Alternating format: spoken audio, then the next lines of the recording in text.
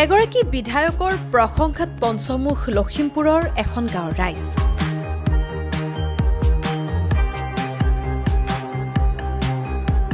তেখেতক মানে শব্দ নাই আৰু কি বুলি কম, এনেকুৱা এজন বিধায়ক আচলতে আমি পাইছোঁ যে বহুত বেছি সুখী। পূৰ্বে একাঠু পৰ্যন্ত বোকাপানী হোৱা ৰাস্তাটো আজি নিৰ্মাণ কৰা হৈছে আটক ধুনীয়াকৈ।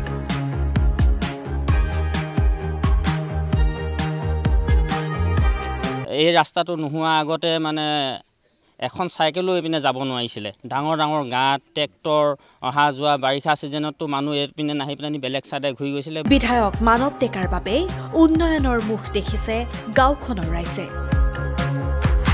আমাৰ মানৱ ডেকা ছাৰে যিটো আমাক সুবিধা দিছে বহুত মানে তেওঁ আশীৰ্বাদ দিছোঁ। আকৌ ভৱিষ্যতলৈ তেওঁ উন্নত পথলৈ যাবৰ কাৰণে আশীৰ্বাদ কৰিছোঁ। নতুনকৈ লখিমপুৰ সমষ্টিত অন্তৰ্ভুক্ত হোৱা বাধাকৰাৰ কুচিয়ামাৰীৰ এই ৰাস্তাটো বনাই দিম বুলি কথা দিছিল বিধায়কজনে। আৰু আজি কথামতে কাম কৰাত বিধায়কগৰাকীক ধন্যবাদ জনাইছে গাঁওবাসীয়ে। আচলতে তেখেতে আহিছিলে নামঘৰলৈ, তেতিয়াই কৈ গৈছিলে ৰাস্তাটো দুৰৱস্থা দেখি প্ৰথমতে মই ৰাস্তাটো কামেই আৰম্ভ কৰিম। তেখেতে 24/7 মানে ইমাৰ্জেঞ্চিৰ দৰে কাম কৰি আছে। তেখেতক প্ৰথমবাৰ মই ধন্যবাদ জনাইছোঁ। আমাৰ এই নকদম কুচিয়ামাৰীবাসী হয়।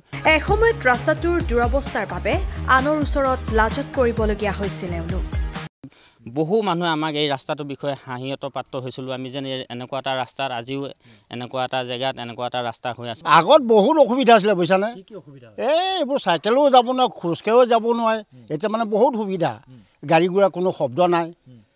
মানে ইমানেই ভাল পাইছোঁ, তেওঁক মানে বহুত আশীৰ্বাদ দিছে। এতিয়া বিধায়কগৰাকীৰ বাবে এটা পকী পথ লাভ কৰিছে গাঁওখনৰ ৰাইজে। কৰ্মদক্ষ বিধায়কগৰাকীক নিজৰ বিধায়ক হিচাপে পাই এনেদৰে ক'লে এইসকল লোকে। স্বাধীনতা পিছৰে পৰা যাতায়াতৰ উন্নয়নে ঢুকি নোপোৱা প্ৰথমটো ৰাস্তা হৈছে আমাৰ অঞ্চলবাসীৰ কাৰণে এই ৰাস্তাটো।